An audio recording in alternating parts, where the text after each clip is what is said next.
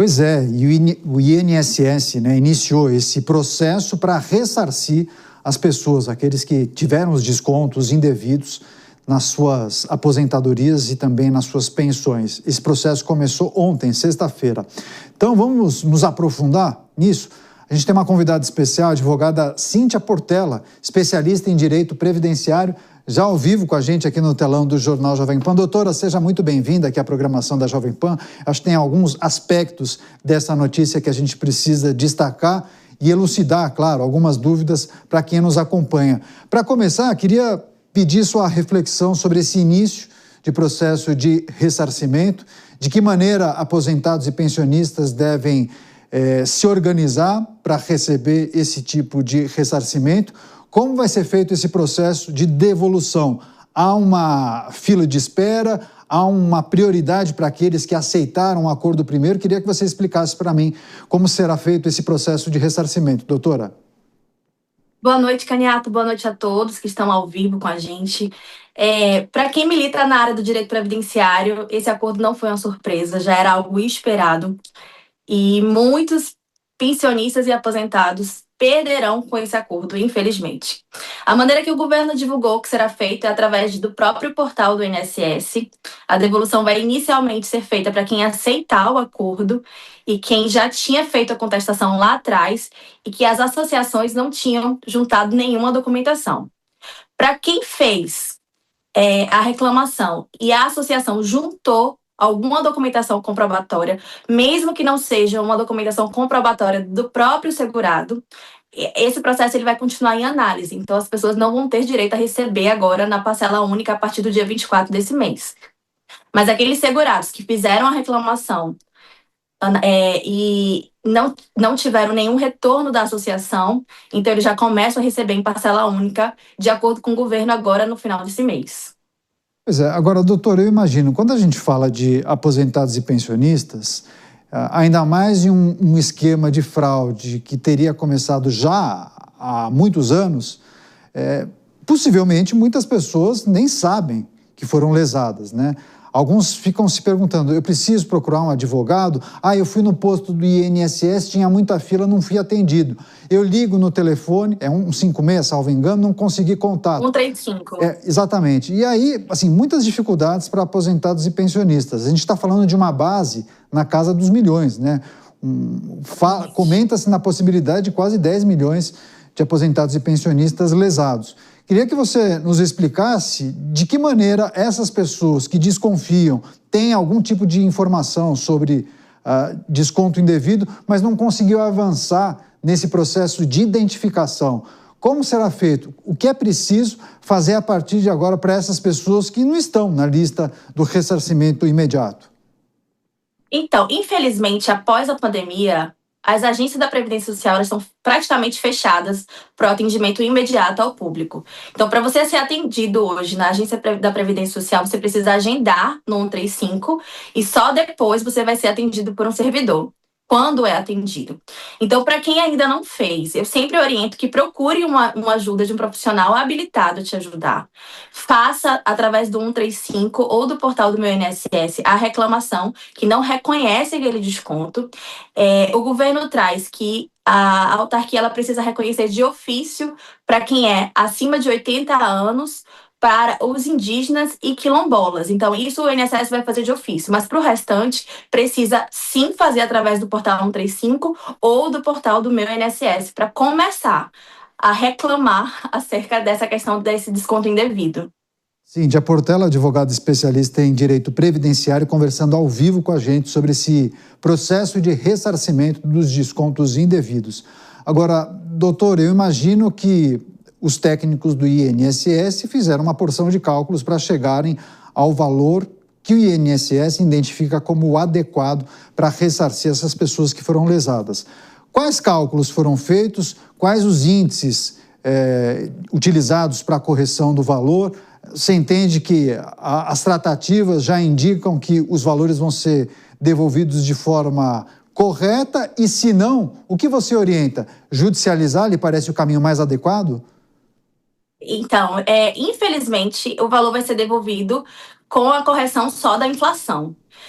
E nos processos judiciais que nós já tínhamos ingressado antes dessa bomba explodir, porque isso não era surpresa para nenhum advogado previdenciarista, a gente já vinha acompanhando essa questão dessa fraude e a gente já estava ingressando com processos judiciais. O que a gente pedia no processo judicial? A gente pedia a devolução em dobro do valor e a gente pedia um dano moral. Então, o aposentado e o pensionista que aceitar esse acordo, dessa devolução imediata, ele vai estar praticamente abrindo mão dessa devolução em dobro e do dano moral. Porque muitos estão tendo desconto há mais de 5 anos. É um prato de comida que ficou sem ter na mesa. É um remédio que não foi comprado. Muitos aposentados faleceram nesse processo e não receberam esse dinheiro. Então, quem aceitar esse acordo, que vai ser corrigido apenas sobre a inflação, ele vai estar praticamente abrindo mão da devolução em dobro do valor e do dano moral que a gente está requerendo nas ações judiciais. Olha, informações muito importantes e valiosas com a advogada Cíntia Portela ao vivo aqui com a gente na Jovem Pan. Doutora, eu peço licença, vou chamar Maria de Carli. Ela é a nossa comentarista convidada, fará a próxima pergunta, vai formular a próxima questão. Maria, com você. Oi, doutora Cíntia, eu estava ouvindo você falar aqui, eu fiquei realmente revoltada com a situação que esses idosos se encontram, porque se ficar o bicho pega, não, se ficar o bicho come, se correr o bicho pega, porque realmente não vai haver, a devolução é extremamente injusta, e se for judicializar e processar, ainda vai esperar um tempo a mais para conseguir esse ressarcimento. E eu queria te fazer uma pergunta, na fala do nosso presidente, é uma pergunta mais política, assim, na sua percepção de lidar com situações como essa de fraude e roubo em departamentos públicos. Na sua percepção como profissional, você acredita mesmo que os culpados serão culpados? Que haverá nomes que vão ser trazidos à mídia, à luz, para a gente realmente entender quem estava por detrás disso, se vai haver uma faxina dentro dessa instituição para finalmente conseguir fazer o trabalho direito e não ferir mais ainda os nossos idosos? Olá, Maria. Essa pergunta é extremamente difícil. Porque a gente conhece, infelizmente, o nosso país. E nem tudo vem à tona. As pessoas já gastaram esse dinheiro por anos. Esse dinheiro não vai retornar na integralidade para os cofres públicos. E dificilmente os reais culpados serão punidos. Ao meu ver, na minha opinião. Infelizmente, quem está pagando a conta, novamente, somos nós brasileiros. Pois é, inclusive comenta-se a possibilidade desse esquema ser o maior caso de corrupção e fraude no Brasil, né? Existe essa possibilidade porque se você juntar as investigações e os números apontados de forma preliminar no processo de concessão de empréstimos irregulares também, se você junta os dois valores, possivelmente isso seria o maior esquema de corrupção e fraudes do Brasil. Agora, doutora, tem um outro aspecto que é importante a gente destacar para a nossa audiência, porque esse é um assunto que interessa a milhões de brasileiros. Se não os beneficiários, os aposentados e pensionistas, os seus familiares. A senhora advogada sabe muito bem que há excelentes advogados, pessoas muito corretas, e outros que se aproveitam de algumas situações para vender algumas facilidades. E com idosos e pensionistas, isso é muito cruel, né? Então, quando surge uma notícia na mídia sobre um processo de devolução de dinheiro, alguns advogados ou profissionais que se passam por advogados entram em contato com uma base enorme de aposentados e pensionistas tentando facilitar as coisas ou vendendo a possibilidade de encurtar distâncias. Queria que você discorresse e analisasse esse tipo de cenário em que algumas figuras se passam por advogados ou até advogados mesmo, mas se acabam vendendo facilidades sobre um processo de ressarcimento. Olha, se você adiantar tal valor, na segunda-feira o dinheiro já vai estar na sua conta. Queria que você elucidasse a dúvida de muita gente e também prestasse serviço àquelas pessoas que de alguma maneira foram lesadas e precisam reaver esse dinheiro. Com certeza. A gente precisa ficar atento que o acordo, ele afirma que o pagamento ele vai ser feito em parcela única e diretamente na conta de benefício do segurado. Então, não precisa intermediação. Não existe hoje depositar em uma outra conta e depois fazer a transferência. O que a gente precisa ficar muito atento é que muitos golpistas estão fazendo a fraude da portabilidade de conta de benefício. Essa semana a gente teve um caso lá no escritório que uma cliente aceitou uma cesta básica de uma falsa ONG que se dizia responsável por entregar a cesta básica, e aí eles levaram a cesta básica na casa da pensionista. Ela tirou uma foto com a documentação para ficar recebendo essa cesta básica, e aquilo dali era um golpe. Com a documentação em mãos, eles fizeram a portabilidade da conta de benefício dela para uma outra conta que eles tinham acesso e conseguiram fazer empréstimo consignado, conseguiram sacar o valor do benefício, e ela só se deu conta disso 2 meses após, que é o tempo que dura a portabilidade. Então, o segurado do INSS precisa ficar atento. A devolução vai ser feita diretamente na sua conta benefício. E você precisa ficar atento. Não precisa de intermediação nesse primeiro momento. Perfeito. Importante essa informação, prestação de serviço para quem nos acompanha. Agora, doutora, tem um outro aspecto importante. Várias pessoas acompanham aqui a nossa programação e a gente tem um bom percentual de aposentados e pensionistas que ficam atentos aos nossos programas, os nossos telejornais, os programas de debate a respeito desse assunto. Quando você menciona sobre a possibilidade de aceite do acordo e a imediata impossibilidade de ajuizar uma ação, por exemplo, reivindicando danos morais, acho que esse é um ponto que acaba pegando e mexe, inclusive, com a possibilidade da pessoa conseguir um valor maior do que simplesmente a devolução do dinheiro.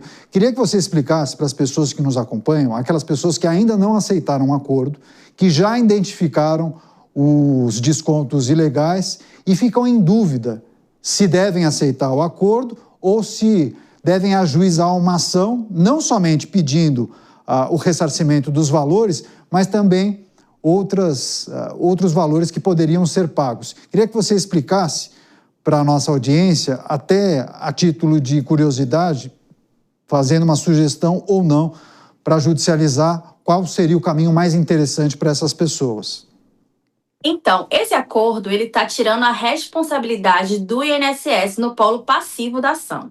Porque quando a gente ajuiza uma ação, em tese, a gente coloca a associação no polo passivo e o INSS também. Ele responde em conjunto, de forma solidária com a associação.